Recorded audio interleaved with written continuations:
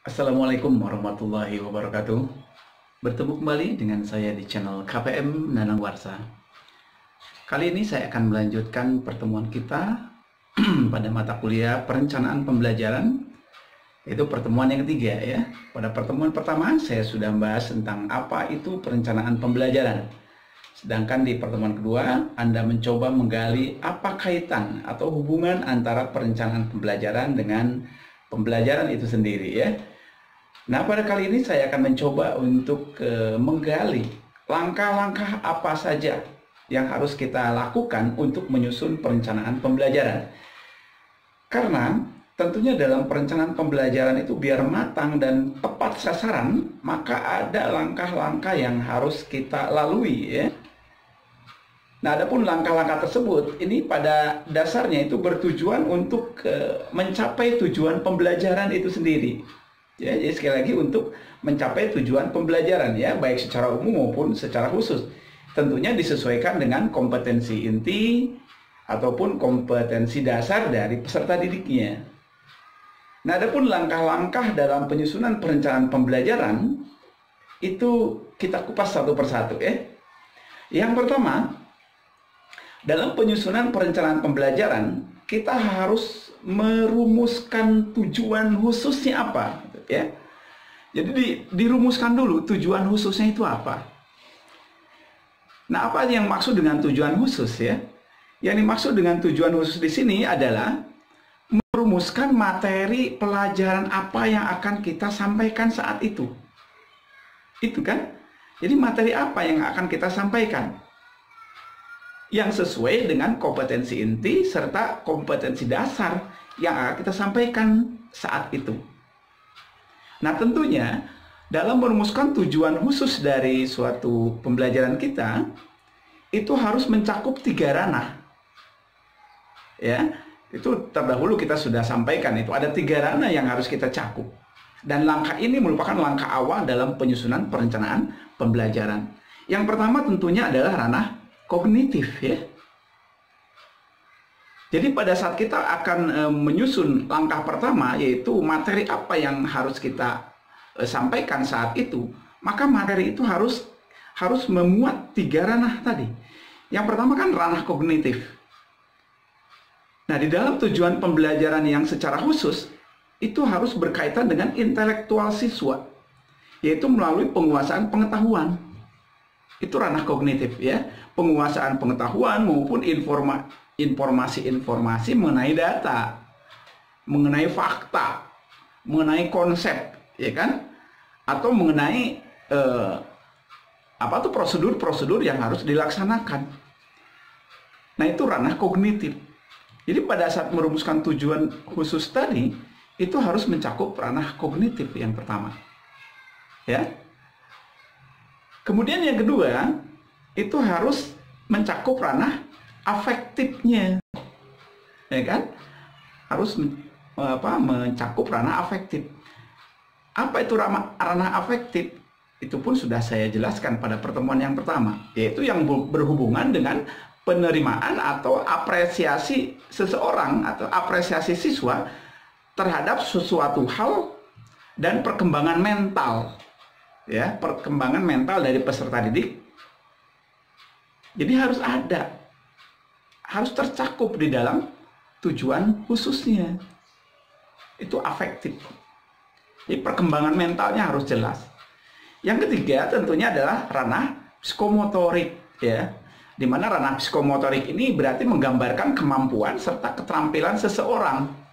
Kemampuan serta keterampilan seseorang yang dapat dilihat dari unjuk kerja. Ya, dari unjuk kerja baik secara fisik maupun secara non fisik. Yang secara fisik itu tentunya berhubungan dengan otot ya, keterampilan dengan produk. Sementara yang non fisik itu keterampilan seseorang dalam menggunakan otaknya sebagai alat utama dalam mengerjakan atau memecahkan suatu permasalahan. Nah itu. Jadi ketiga ranah itu harus ada pada saat kita melakukan langkah awal, yaitu menentukan tujuan khususnya. Itu yang pertama ya. Yang kedua, langkah yang kedua dalam penyusunan perencanaan pembelajaran itu yang harus kita lewati, yang harus ada, itu adalah memilih pengalaman belajar. Kedua memilih pengalaman belajar. Apa maksud dari memilih pengalaman belajar? Jangan lupa bahwa belajar itu bukan hanya sekedar mencatat, ya, bukan hanya sekedar menghafal. Akan tetapi belajar itu kan sebuah proses, ya, sebuah proses yang berpengalaman. Jadi sekali lagi proses yang berpengalaman, sehingga siswa harus didorong secara aktif untuk melakukan kegiatan tertentu. Itu belajar namanya. Harus didorong untuk mencari, didorong untuk menemukan, ya, menemukan sendiri fakta-fakta yang diperlukan. Itu namanya belajar. Dan ada kalanya proses pembelajaran juga dilakukan dengan simulasi atau dengan dramatisasi, begitu. Ya kan? Itu menentukan pengalaman belajarnya. Nah, adapun tujuan yang hendak dicapai itu tidak hanya sekedar mengingat saja. Di dalam belajar tidak hanya dilatih untuk mengingat saja, tapi juga menghayati. Menghayati dia itu sebagai perannya sebagai apa? Sebagai peran tertentu yang berkaitan dengan perkembangan mentalnya. Ada kalanya juga siswa diberi kesempatan untuk belajar secara berkelompok. Itu pengalaman belajar. Harus tentukan. Itu pada saat kita akan menentukan atau membuat perencanaan pembelajaran. Ya, tentukan dulu pengalaman belajar apa yang harus dilakukan oleh siswa. Nah, sehingga yang tadi disebutkan di atas itu bisa menambah pengalaman siswa, sehingga proses belajar itu akan terjadi di sana. Gitu ya, itu yang kedua. Jadi langkah yang kedua. Langkah yang ketiga, setelah menentukan pengalaman belajar apa yang harus ada dalam perencanaan pembelajaran, maka yang ketiga, tentukan kegiatan belajar mengajarnya. Ya. Tentukan kegiatan belajar mengajarnya. Itu langkah yang ketiga dalam penyusunan perencanaan pembelajaran. Menentukan kegiatan belajar mengajar yang sesuai pada dasarnya dapat dirancang itu melalui pendekatan kelompok misalnya, atau pendekatan individual. Ya, jadi kegiatan belajarnya bisa berkelompok, bisa individual. Nah, itu dicantumkan dalam perencanaan pembelajaran. Nah, pendekatan kelompok itu pembelajaran yang dirancang dengan menggunakan pendekatan yang klasikal, ya. Yakni pembelajaran di mana setiap siswa itu belajar secara berkelompok, baik kelompok besar maupun kelompok kecil. Itu ya kegiatan belajar yang bisa dilakukan oleh siswa. Nah, sedangkan pembelajaran individual itu pembelajaran di mana siswa belajar secara mandiri. Ya, secara mandiri, yaitu melalui bahan ajar yang dirancang sedemikian rupa sehingga siswa dapat belajar menurut kecepatan dan kemampuan masing-masing. Jadi pengaturan kemampuan kecepatannya pun itu masing-masing. Berbeda dengan pembelajaran kelompok. Itu disesuaikan dengan kemampuan kelompoknya. Tapi pada saat belajar individual, itu kecepatan belajar dan pengalamannya itu ditentukan oleh individu masing-masing. Nah, itu ya, kegiatan pembelajaran. Itu langkah yang ketiga. Yang keempat, langkah keempat. Langkah penyusunan atau dalam penyusunan perencanaan pembelajaran yang keempat. Itu menentukan orang-orang yang terlibat dalam proses pembelajaran. Jadi tentukan siapa saja yang terlibat dalam proses pembelajaran itu. Ditentukan di sana. Nah, orang-orang yang terlibat dalam proses pembelajaran, baik dia sebagai sumber belajar, itu bisa guru ya tentunya, atau instruktur. Itu orang-orang yang terlibat dalam pembelajaran. Dan mungkin tenaga profesional yang lain bisa saja kita libatkan dalam pembelajaran. Jadi selain guru, boleh melibatkan tenaga profesional yang lainnya. Itu harus kita tentukan sebelum perencanaan atau sebelum menyusun perencanaan pembelajaran sebagai langkah yang keempat. Nah, peran guru dalam proses pembelajaran, ya, jadi orang yang terlibat yaitu guru. Nah, ada peran guru dalam proses pembelajaran. Dia berfungsi sebagai pengelola pembelajaran, ya, pengelola pembelajaran. Nah, bagaimana agar guru bisa melaksanakan fungsinya? Maka guru harus mempunyai kemampuan berbicara, ya, kemampuan berbicara yang bagus agar tugasnya bisa dilaksanakan secara maksimal. Karena dia sebagai pengelola pembelajaran. Ya enggak? Jadi harus punya kemampuan berbicara, mempunyai kemampuan berkomunikasi, mempunyai kemampuan menggunakan berbagai media. Ya, biar pembelajaran bisa berjalan sesuai yang diinginkan. Itu ya, jadi tentukan siapa saja orang-orang yang terlibat dalam pembelajaran. Nah, selain itu, guru juga bisa berperan sebagai pengatur lingkungan belajar. Jadi selain pengelola, dia juga bisa berperan sebagai pengatur lingkungan belajar yang bisa memberikan pengalaman belajar yang memadai bagi siswa. Jadi dia sebagai pengatur lingkungan belajar, ya. Nah, guru dituntut untuk dapat mendesain, sekali lagi mendesain, serta mengatur lingkungan agar siswa dapat belajar dengan penuh semangat. Jadi kelas itu didesain. Jadi baik dari cara duduknya, posisi duduk atau bentuk belajarnya, bentuk duduknya, itu didesain sedemikian rupa oleh guru. Sehingga apa? Bisa menimbulkan semangat belajar pada siswa. Tentunya sesuai dengan gaya belajar siswa masing-masing, ya. Mungkin Anda pernah belajar, ada beberapa gaya belajar siswa, ya. Ada yang auditorial, ya enggak? Ada yang kinestetik. Dan banyak lagi gaya belajar siswa. Sebagai guru kita harus tahu gaya belajar dari setiap siswa. Jadi tidak bisa atau tidak boleh disamaratakan. Nah, itu yang keempat. Yang kelima, ya, langkah kelima dalam penyusunan perencanaan pembelajaran itu harus memilih alat dan bahannya. Pilihkan alat dan bahan yang akan digunakan dalam pembelajaran. Nah, penentuan alat dan bahan itu harus mempertimbangkan beberapa hal tentunya, ya. Sekali lagi harus mempertimbangkan beberapa hal. Yang pertama,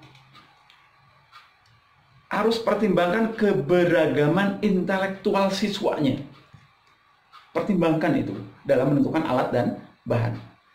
Jadi kita harus tahu keberagaman dari intelektual siswa yang ada dalam kelas itu. Itu ya, pertimbangkan itu sebelum menentukan alat dan bahan dalam pembelajaran. Yang kedua nih yang harus pertimbangkan sebelum menentukan alat dan bahan dalam pembelajaran. Jumlah dan keberagaman tujuan pembelajaran khususnya atau indikatornya. Jumlah indikatornya, ya, yang harus dicapai oleh siswa. Jadi banyaknya indikator dalam pembelajaran itu juga bisa menentukan banyaknya alat dan bahan yang diperlukan. Ya, banyaknya indikator.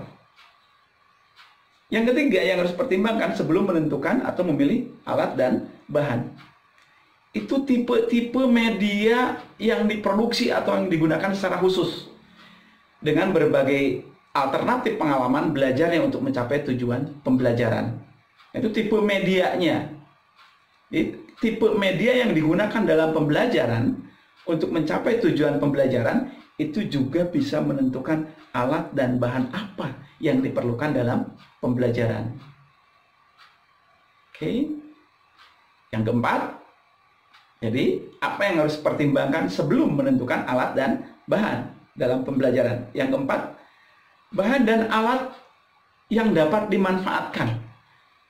Jadi pertimbangkan apakah alat dan bahan yang kita perlukan dalam pembelajaran itu dimanfaatkan atau tidak dalam pembelajaran. Kalau memang alat dan bahan itu memang bermanfaat, ya kita gunakan, ya kita cantumkan dalam perencanaan pembelajaran. Tapi pada saat alat dan bahan itu sama sekali tidak diperlukan, maka tidak perlu kita cantumkan dalam perencanaan pembelajaran. Jadi sekali lagi yang keempat, kebermanfaatannya, yaitu jadi bahan pertimbangan sebelum menentukan alat dan bahan yang diperlukan. Dan yang kelima, itu adalah fasilitas fisik yang tersedia tentunya, ya. Jadi kalau kita ingin menuliskan alat dan bahan dalam perencanaan pembelajaran, tetapi di sekolah tersebut tidak tersedia, maka tidak usah kita cantumkan. Ya, jadi kalau fasilitas fisik di sekolah itu lengkap, boleh saja kita mencantumkan dalam perencanaan pembelajaran. Tapi apabila di sekolah itu ada keterbatasan, maka cantumkan alat dan bahan sesuai dengan fasilitas yang dimiliki oleh sekolah tentunya, ya. Oke, itu langkah ke-5 dalam penyusunan perencanaan pembelajaran. Jadi alat dan bahan, ya, dengan pertimbangan yang 5 tadi, pertimbangkan. Kemudian langkah ke-6, setelah Anda menentukan alat dan bahan, langkah ke-6 dalam penyusunan perencanaan pembelajaran, itu Anda harus melihat ketersediaan fasilitas fisiknya. Tadi disebutkan di yang kelima tadi, ya, bahwa ketersediaan fasilitas fisik yang dimiliki oleh sekolah itu sangat penting sebelum menentukan alat dan bahan. Dan ternyata ketersediaan fasilitas fisik juga merupakan langkah yang harus dipertimbangkan sebelum penyusunan perencanaan pembelajaran.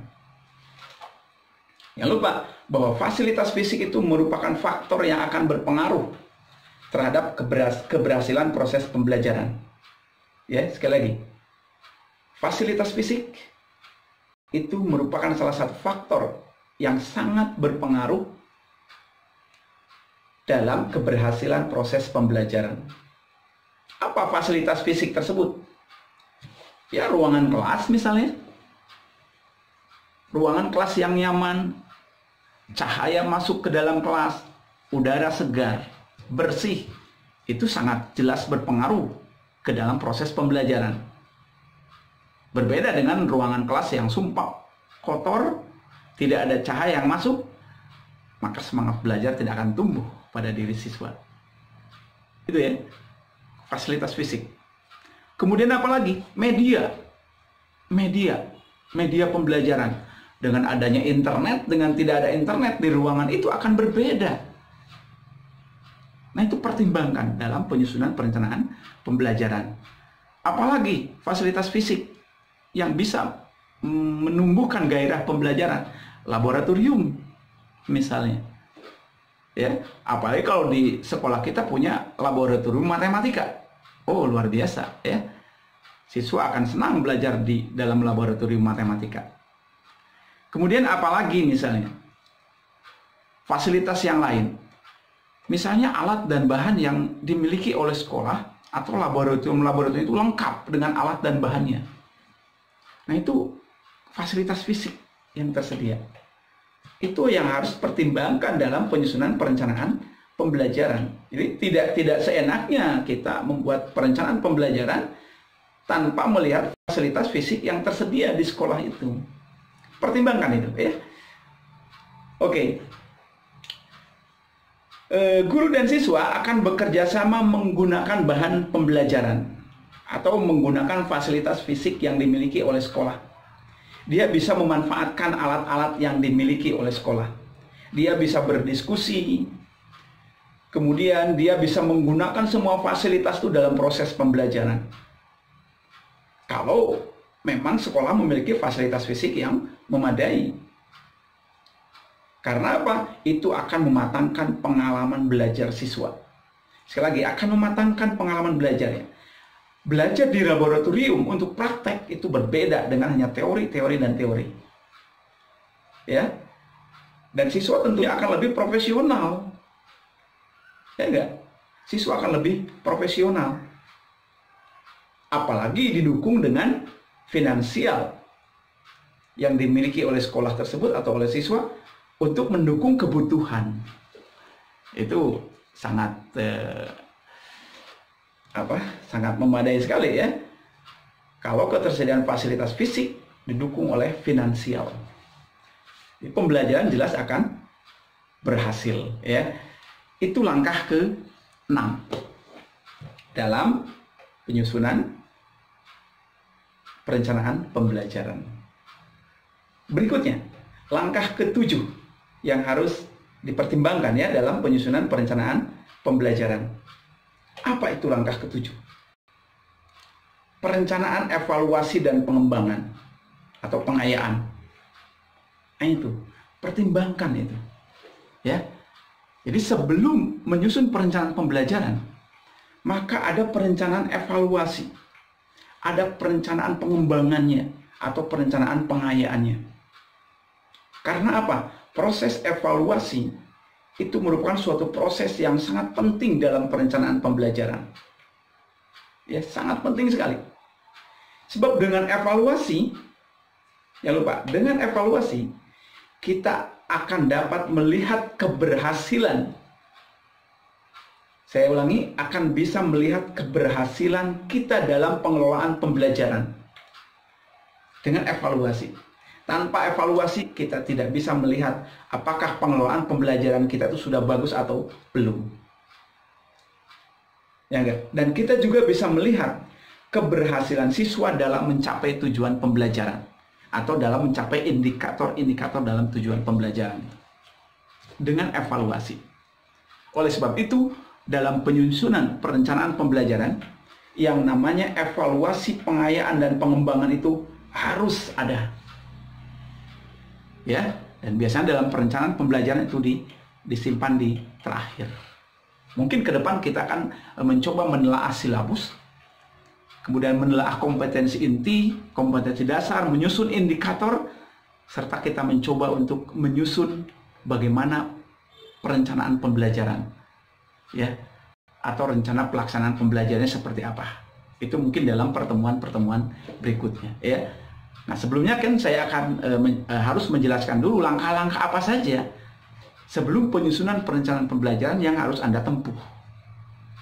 Ya, ini udah 7 langkah saya jelasin. Dan ke-7 langkah itu sangat perlu supaya rencana pelaksanaan pembelajaran atau RPP yang kita susun itu sesuai dengan yang kita inginkan atau bisa berjalan sesuai dengan yang kita inginkan.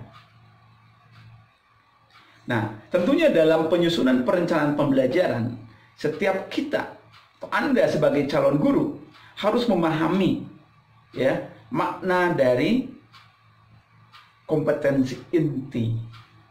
Harus paham dulu itu.